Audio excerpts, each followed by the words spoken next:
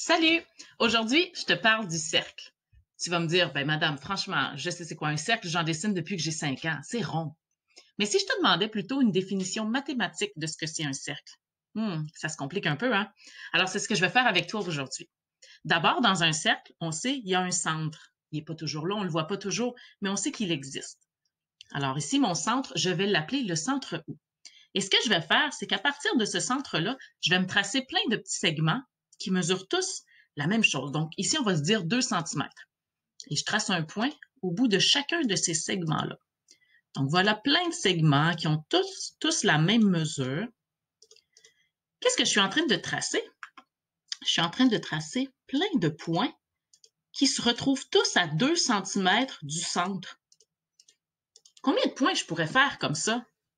Une infinité. Si je les traçais tous, là, des milliards et des milliards, ben, ils seraient tous collés les uns sur les autres. Et qu'est-ce qu'ils formeraient? Eh oui, un cercle.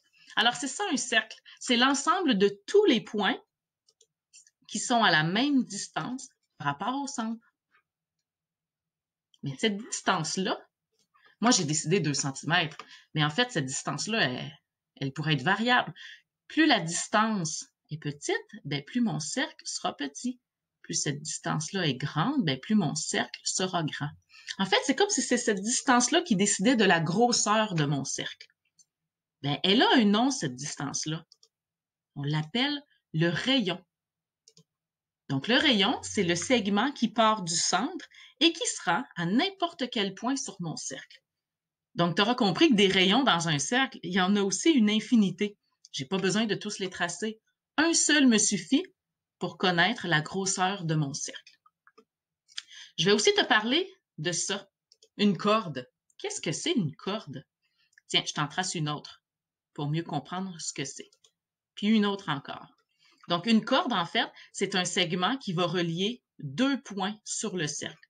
N'importe quel point sur le cercle. Dès que tu en as 2, tu les relis, eh bien, tu obtiens une corde. Ça, c'en est une autre. Est-ce que ça, c'est une corde? Non, parce qu'elle ne relie pas 2 points sur le cercle. Est-ce que ça, c'est une corde? Non plus. Ça, souviens-toi, c'est un rayon. Ça part du centre. Ça relie le centre à un point sur le cercle.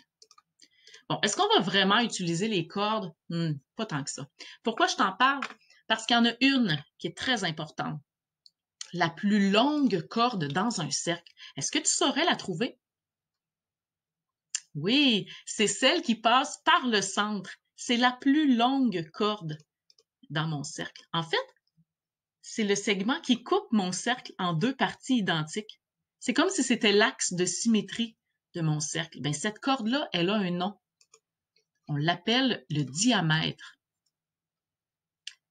Ben, le diamètre, si tu l'analyses comme il faut, dans un diamètre, si je pars du centre du cercle et que je vais jusqu'au cercle, j'obtiens un rayon. Alors, dans un diamètre, on retrouve exactement 2 rayons.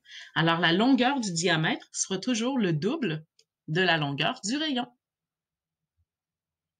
La dernière chose que je veux te montrer, c'est le périmètre d'un cercle.